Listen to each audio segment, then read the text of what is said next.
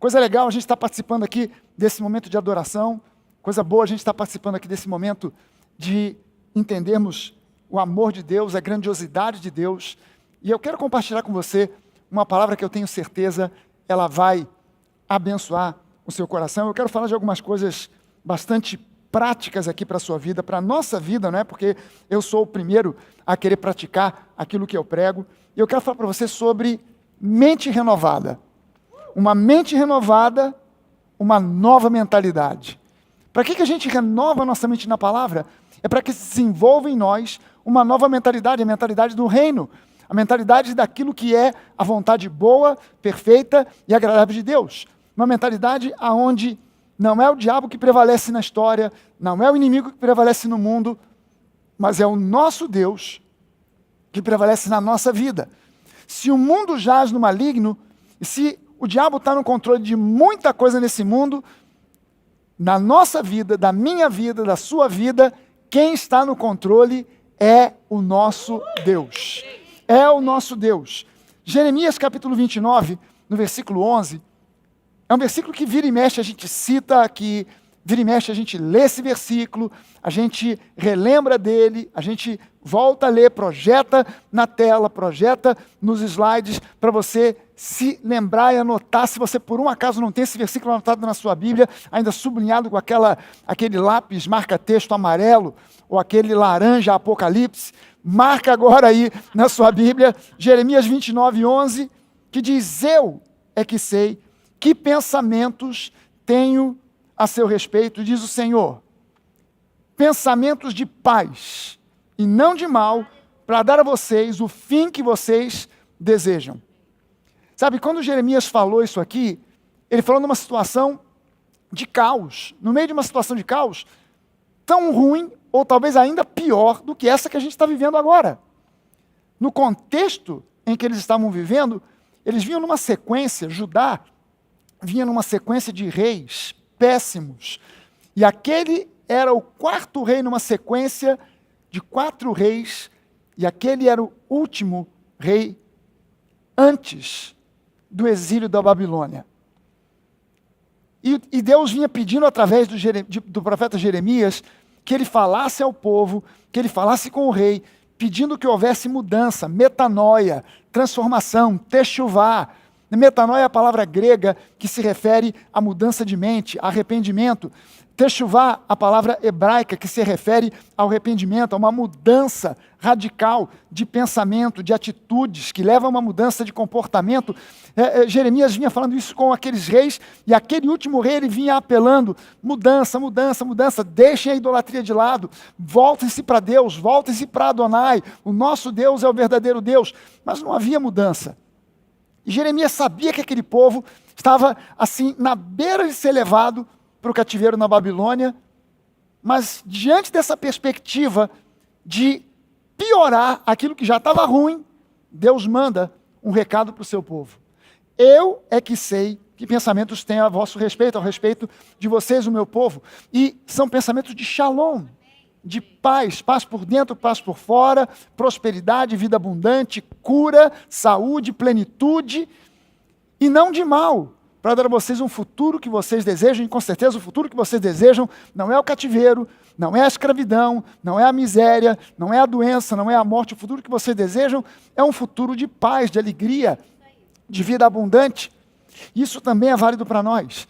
E eu quero levar para você agora um outro texto, Mateus capítulo 7, os versículos 24 e 25. Isso aqui é Jesus falando. E Jesus diz o seguinte: todo aquele, pois, que ouve estas minhas palavras e as pratica, será comparado a um homem prudente que construiu a sua casa sobre a rocha. Caiu a chuva, transbordaram os rios, sopraram os ventos e bateram com força contra aquela casa, e ela não desabou, porque tinha sido construída sobre a rocha. Deixa eu lembrar você aqui que essa rocha, ela é a própria palavra de Deus. e que a palavra de Deus e Jesus são uma única coisa, uma única entidade. Por isso Jesus disse, as minhas palavras não são meramente ideias, filosofia, pensamentos, incentivo, encorajamento. As minhas palavras são espírito e vida. A palavra de Deus, ela é viva e eficaz. Diz lá para nós o livro de Hebreus que a palavra de Deus ela é viva e eficaz, mais afiada do que uma espada de 2 gumes, e ela pode separar alma e espírito. Ela traz a você o discernimento da verdade, porque ela é a verdade. Ela ilumina o nosso caminho, ela é luz para o nosso caminho, é lâmpada para os nossos pés, para que nós não erremos o alvo, para que a gente acerte nesse caminho de paz, de prosperidade, de vida abundante. Jesus disse, aquele que ouve essas minhas palavras e as pratica e sabe e entende, eu, o Senhor, é que sei que planos tenho a vosso respeito. Quem tem planos para nós não é o diabo. Os planos de Deus para nós não são o Covid, não é doença, pobreza, miséria. Os planos de Deus para mim, para você, para cada um de nós, você que está nos assistindo aí da sua casa ou de onde quer que você esteja, os planos de Deus para nós não são o isolamento social, a quarentena, o medo, como vai ser o amanhã, o futuro, o que vai acontecer depois de passar toda essa crise aí. Será que o mundo vai estar debaixo de uma crise financeira, de uma recessão, como tem previsto alguns economistas? Talvez esteja, eu não duvido disso, nem nego, porque essa é a palavra de pessoas que entendem de economia, mas eu entendo de Bíblia e eu sei que a palavra de Deus diz que venha a crise que vier, venha a recessão que vier, Deus não é administrador de recessão. Deus não é administrador de crises. Deus não olha para a crise e fala assim, vamos dar um jeito. Vamos agora fazer um jeitinho aqui para a gente sair da crise ou para administrar essa crise o melhor possível, porque ninguém sabe, nem eu, Senhor, sei, quando essa crise vai acabar. Não. Deus não está desesperado, preocupado com crise, com recessão, com o que virá. Deus é um Deus que no meio da crise provoca os maiores milagres. Amém. Na vida de quem? Na vida daquele que ouve estas palavras e as pratica. Na vida daquele que ouve e retém essa palavra, que guarda essa palavra, que ama essa palavra, que procura cada vez mais entender essa palavra, a revelação dessa palavra, busca olhar para essa palavra como quem olha para um foco de luz no meio da escuridão e diz, olha, está ali o fim do túnel, eu estou vendo a luz, é por aqui. Então eu não vou me desviar para lá ou para cá, porque para lá tem escuridão, para cá tem trevas, mas ali é o caminho da luz, e ainda que ela seja uma pequena luz, quanto maior forem as trevas, mais forte fica a luz, por menor que ela seja. Você acende um palito de fósforo no meio da praia, num dia de sol de verão, o fósforo não faz a mínima diferença, mas você entra num lugar aonde não entra um fiapo de luz, aonde há uma treva, uma escuridão tremenda. Você risca um palito de fósforo e aquele fósforo ilumina todo o ambiente. E a palavra de Deus é luz para nós. Ela nos dá direção. Para a gente viver a vida vitoriosa que Deus planejou para nós, a gente precisa de uma base forte. E Jesus disse, a gente precisa edificar a nossa vida sobre essa rocha. Aquele que ouve a minha palavra, então a rocha é a palavra é Jesus, Jesus é a rocha é Jesus, a rocha é a palavra. Quando a gente edifica a nossa vida sobre essa base, que é essa rocha, a nossa vida está assegurada de que será uma vida que vai encontrar lá no final do caminho a vitória. Sabe, pode ser que a gente passe nesse mundo, a Bíblia diz que nós passaremos por aflições. Jesus não disse que a gente vai entrar na aflição e ficar na aflição. Nesse mundo a gente pode passar por aflições, mas ouça uma coisa, não é para você ficar olhando para a aflição, não é para você ficar olhando para a luta, pensando no problema, é para você passar batido, passar para chegar do outro lado, porque Deus tem uma vida abundante para você. E a base, essa rocha, o que sustenta a nossa vida nessa rocha é a graça e a fé. Então eu quero falar para você aqui, nessa manhã, de alguns pontos práticos, alguns pontos aonde a gente deve edificar a nossa vida, onde a gente deve firmar os nossos pés. Número 1, pense de acordo com o que Deus pensa. Você quer vivenciar uma vida abençoada? Você quer chegar aonde Deus planejou que você chegue? Pense de acordo com como Deus pensa. Meu irmão, ainda que você tenha cometido erros no passado, a primeira pergunta que eu faço para você é o seguinte: quem é que nunca cometeu erros no seu passado? Quem de nós aqui pode olhar para trás e dizer, pastor, comigo não teve essa. Eu sempre vivi ali, certinho, bonitinho, sem nunca ter errado. Ninguém pode fazer uma afirmação dessa. Ainda que você tenha cometido erros no seu passado, ainda que você possa pensar ou imaginar que já é tarde demais. Se eu tivesse me convertindo aos 15, 16 anos de idade, ou pelo menos aos 20 e poucos. Mas eu me converti, eu já estava com 50 e lá vai fumaça. E a essa altura do campeonato já estou com mais de 60, já estou no grupo de risco. Então para mim já era. Para mim, cara, Deus começou o ministério de Moisés quando Moisés já estava com 80. Sabe, Deus foi dar um filho para Abraão quando ele estava com 100. Sabe, Deus é especialista em suplantar, em ir além dessas perspectivas humanas e nos fazer vencer naquele momento que a gente diz, olha, acho que o meu tempo já passou.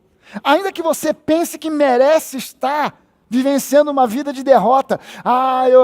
Por aquilo que foi o meu passado, eu agora estou colhendo o fruto daquilo que eu fiz e tal. Ainda que você pense dessa maneira, esses não são os pensamentos de Deus a seu respeito. Então, cara, comece a pensar do jeito que Deus pensa.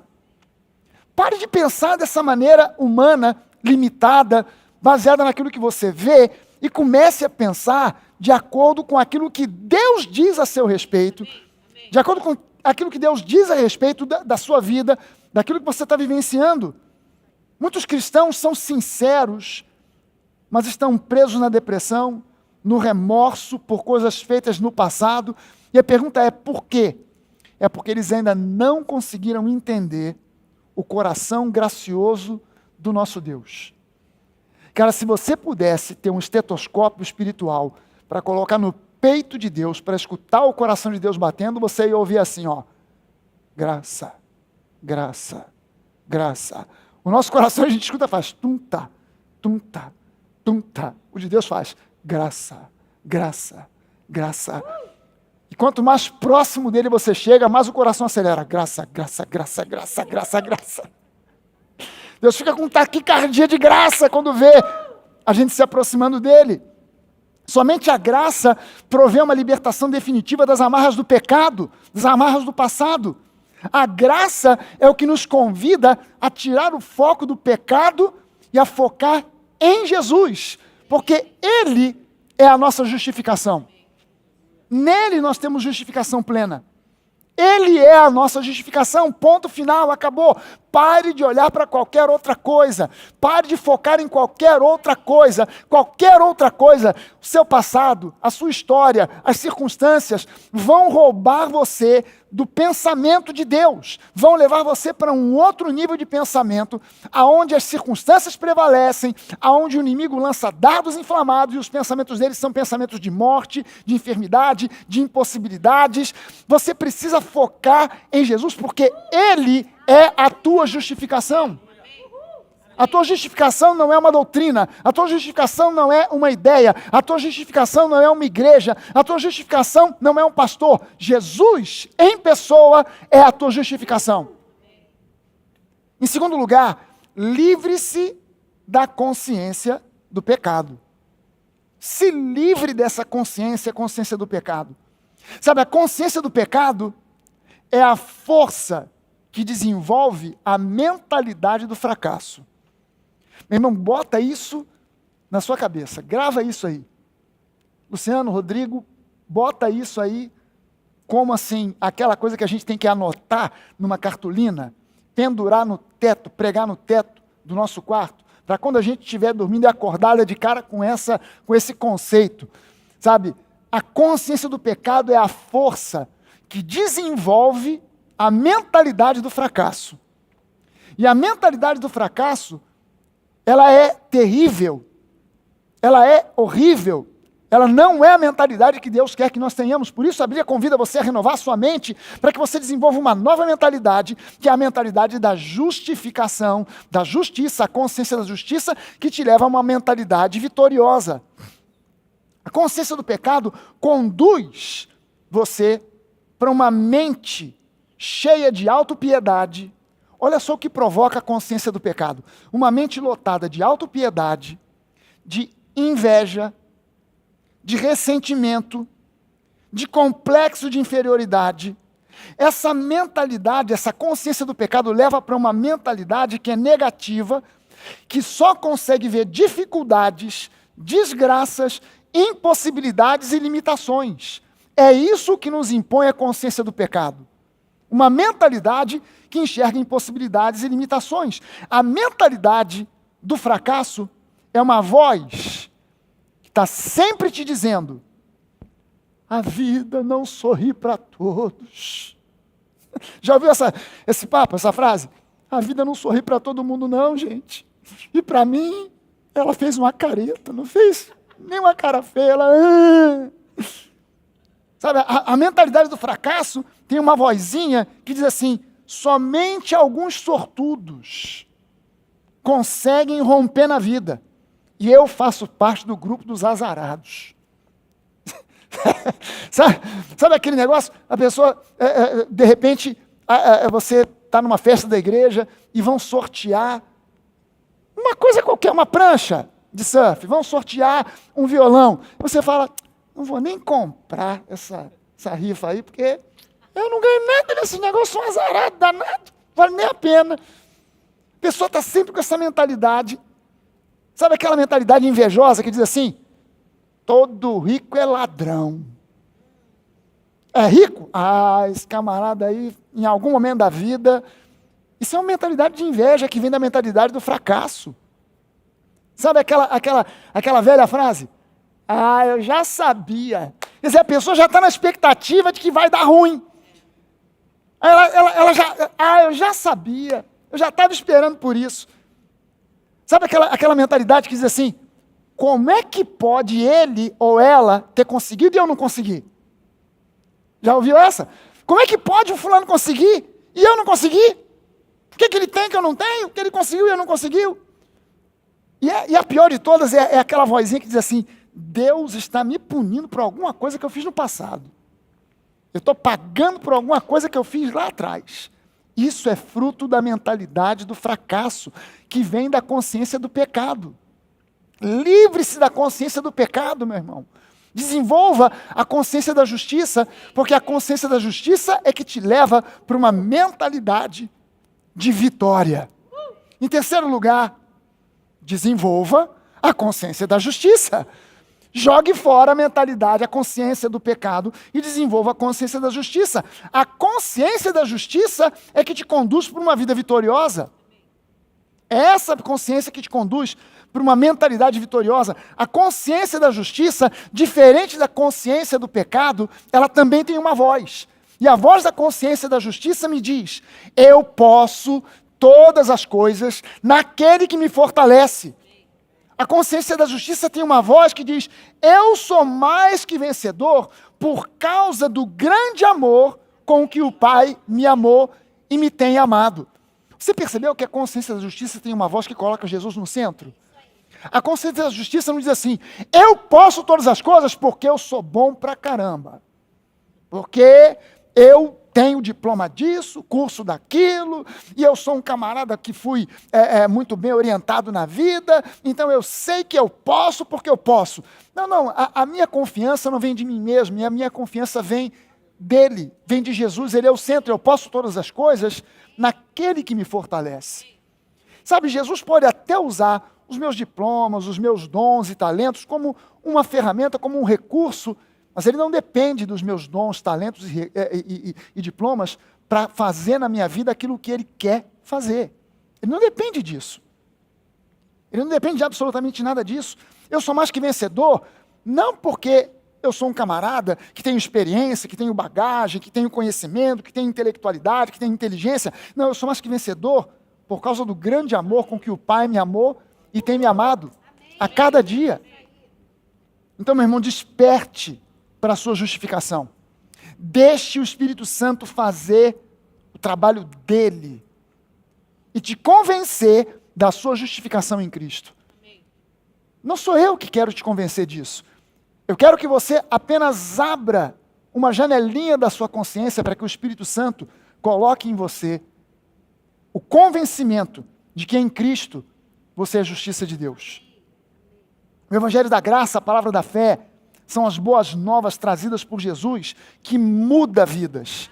Muda a vida da água para o vinho. O Espírito de Deus e a unção que Ele tem para nós, o favor, as bênçãos de Deus, já estão aí sobre a sua vida. Creia nisso.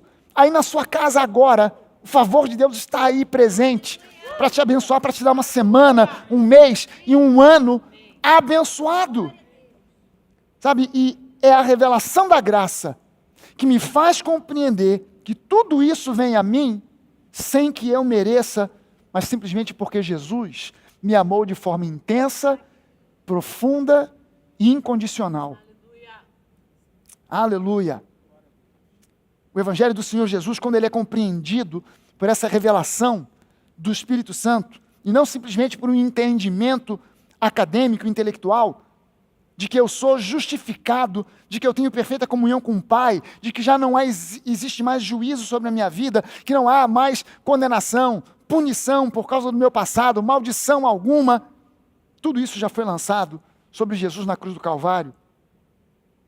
Não foi por outro motivo que na cruz do Calvário Jesus bradou, tetelestai, está consumado, está pago por completo. Aleluia. Em quarto lugar, a consciência da justiça é o que abre o seu entendimento para saber que você foi totalmente perdoado. A consciência da justiça é que abre o nosso entendimento para nós entendermos que fomos totalmente perdoados. Quando você prega essa mensagem de perdão pleno, completo, total, e alguém tem uma pulga atrás da orelha, será? Acho que não. É porque ainda existe algum rabicho da mentalidade do fracasso, da consciência do pecado, atuando naquela cabeça, atuando naquela vida, atuando naquela pessoa.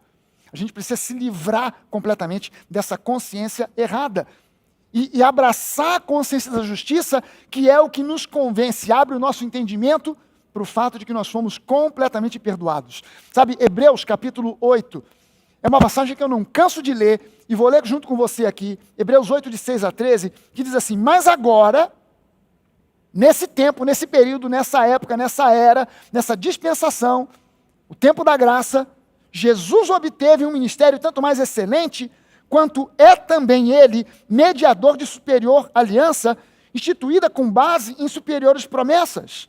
Porque se aquela primeira aliança, a aliança da lei, tivesse sido sem defeito, de maneira alguma estaria sendo buscado lugar para uma segunda aliança.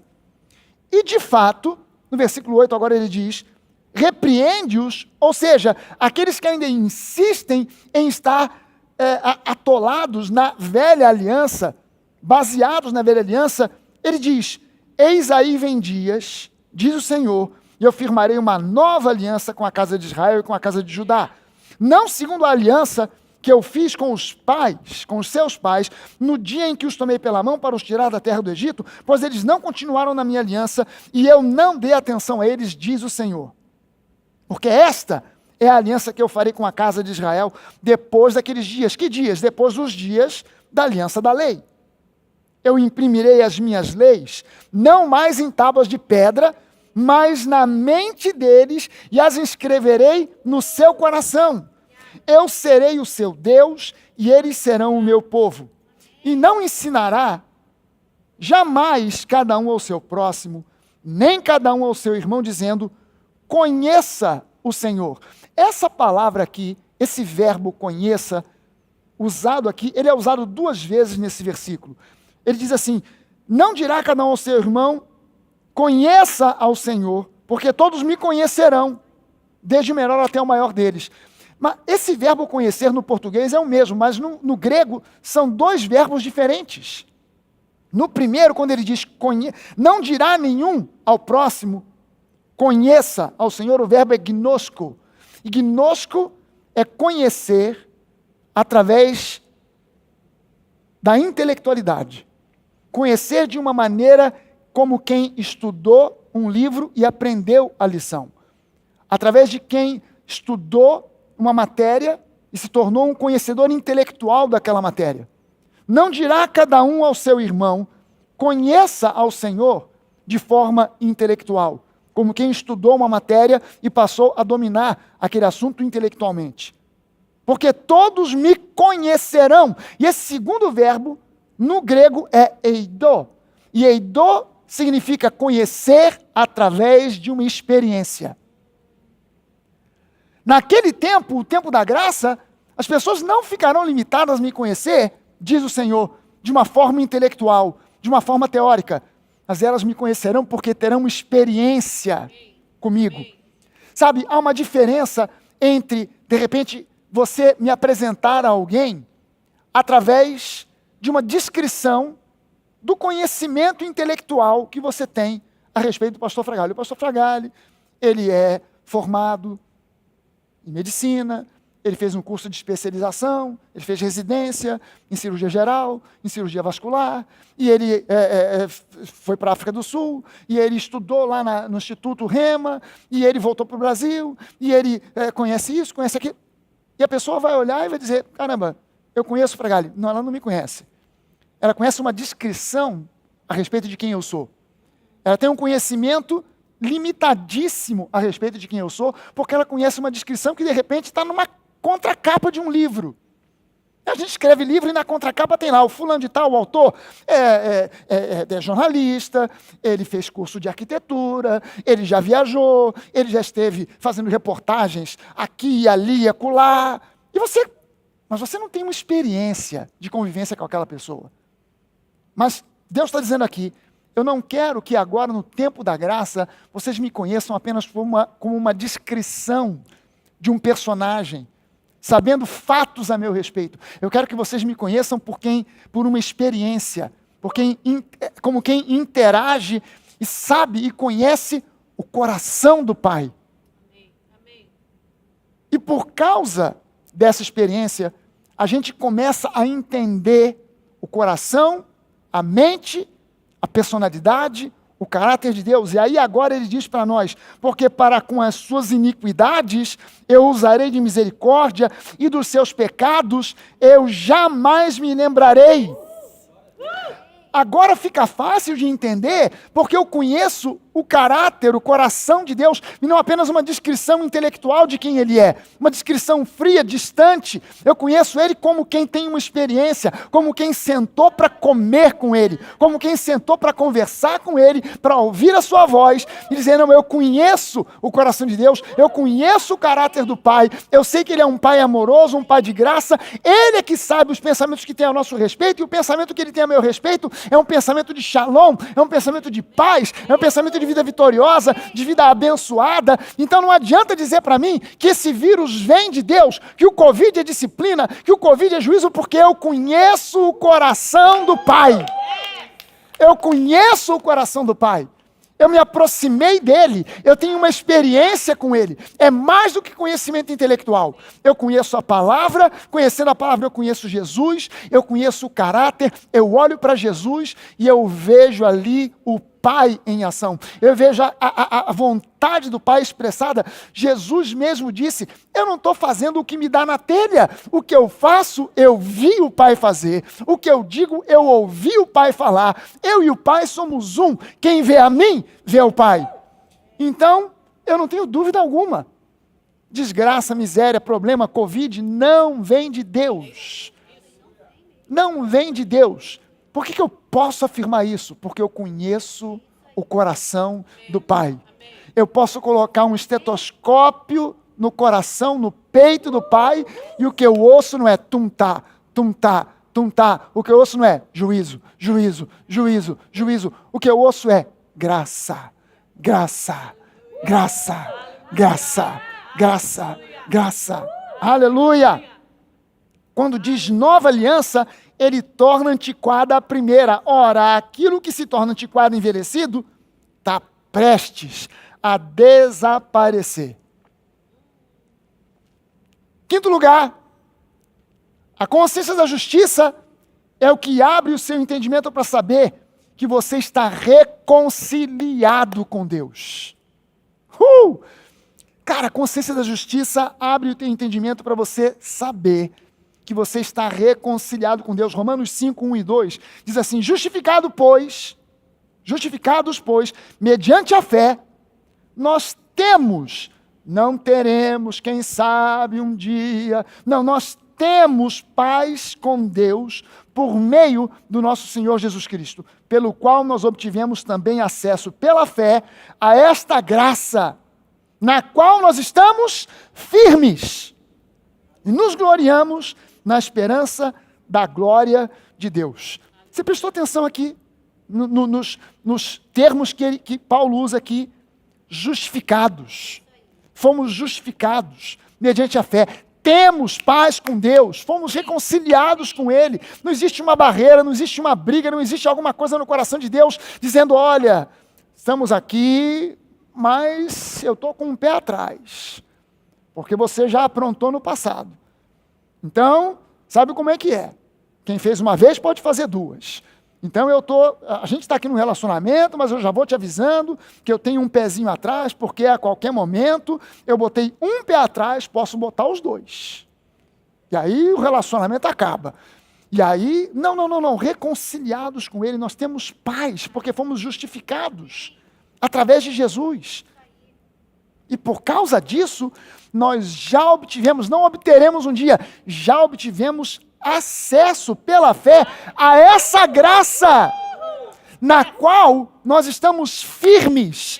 Cara, estar firme na graça significa que nós estamos edificando a nossa vida sobre a rocha, porque a rocha é Jesus, Jesus é a graça.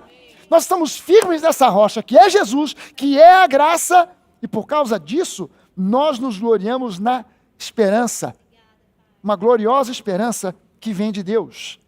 Em sexto lugar, último ponto, a consciência da justiça é o que abre o seu entendimento para saber que você e eu e você somos abençoados, filhos amados, capacitados para andar em vitória. Cara, a consciência da justiça é que desenvolve em mim a mentalidade vitoriosa e que faz com que eu tenha plena certeza, não há dúvida alguma no meu coração. Caiu alguma coisa aqui? Ah, não, foi lá. Há uma certeza na minha mente, no meu coração, de que eu sou um abençoado, de que eu sou favorecido, um filho amado, capacitado para andar em vitória. Meu irmão, você foi capacitado por Deus. Você não foi capacitado pela Nova, você não foi capacitado pelo pastor Fragale, você não foi capacitado por algum pregador, você não foi capacitado porque você já tem uma experiência de longos anos com Deus. Então na igreja você aos poucos foi ouvindo, sendo capacitado um pouquinho hoje, um pouquinho amanhã. Não, você foi capacitado de uma vez por todas, definitivamente, completamente, plenamente, absolutamente na cruz do Calvário, para andar em vitória. Não aceite nada menos do que isso. Ah, pastor, mas a gente passa por cada uma. Sim, a gente passa, a gente não fica. Sabe, quando eu citei esse versículo aqui, Jesus disse isso, né? No mundo vocês vão passar por aflições. Tem gente que pega esse versículo e só olha para a palavra aflições. No mundo a gente passa por aflições, e a pessoa fica na aflição. No mundo você passa por aflições? Então sai do mundo. Sai do mundo. Vai para o reino. Sabe, você passa, você não fica atolado lá na aflição. E você tem que olhar para a complementação do versículo. Jesus diz, no mundo vocês passam por aflições, mas tenham bom ânimo, porque eu já venci o mundo. E olha que quando Jesus disse isso, ele ainda não tinha nem ido para a cruz, hein? Porque seria mais lógico Jesus dizer isso depois da ressurreição. Ora, no mundo vocês vão passar por aflições, eu estou indo, mas tenham bom ânimo, porque vocês já sabem, eu venci o mundo, estou aqui ressurreto, encarei a cruz, encarei a sepultura, mas eu ressuscitei, eu estou aqui, então agora vocês podem ter bom ânimo. Não, Jesus disse isso antes da cruz. Vocês podem ter bom ânimo porque eu já venci. Eu já venci. Meu irmão, você tem que ter a mesma atitude, como dizem Filipenses, tenham a mesma atitude que houve em Cristo. Então, olhe para o Covid e diga, eu já venci. Olhe para o problema financeiro, para a possibilidade que o mundo está dizendo que há, de haver uma crise ainda pior do que essa, e haver uma recessão, desemprego. Olhe para isso aí e diga, eu já venci, porque Jesus já venceu. Aleluia, aleluia, aleluia. Eu quero convidar você para ter um tempo agora de meditação em tudo que você ouviu, de adoração, com base naquilo que você ouviu, e tomar uma decisão. Pastor, eu estou me decidindo aqui, e dizer isso até para Deus, Pai, eu estou decidindo aqui, não cultivar mais, eu não aceito mais cultivar a consciência do pecado, porque ela me conduz para a mentalidade do fracasso. Eu quero cultivar a consciência da justiça. Sabe, o mundo vai dizer para você, os religiosos vão dizer para você, que se você ficar cultivando esse tipo de mentalidade aí, é uma mentalidade triunfalista, você vai perder a noção da realidade e vai começar a pensar de uma maneira meio esquisita, fanática. Meu irmão, deixa eu dizer para você, maneira esquisita e fanática é você ficar raciocinando com a mentalidade ainda do fracasso, a mentalidade da consciência do pecado.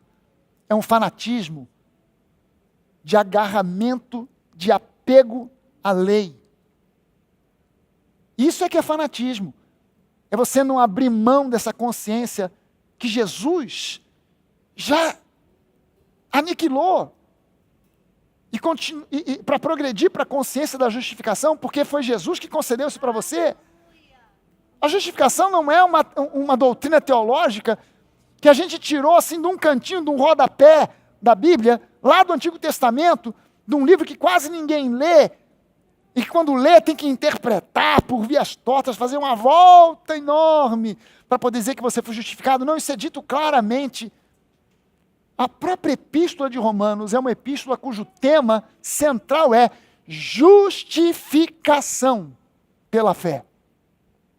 Justificação pela fé.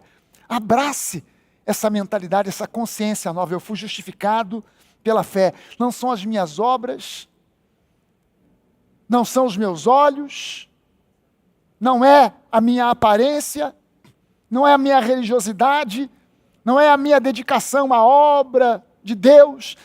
Não.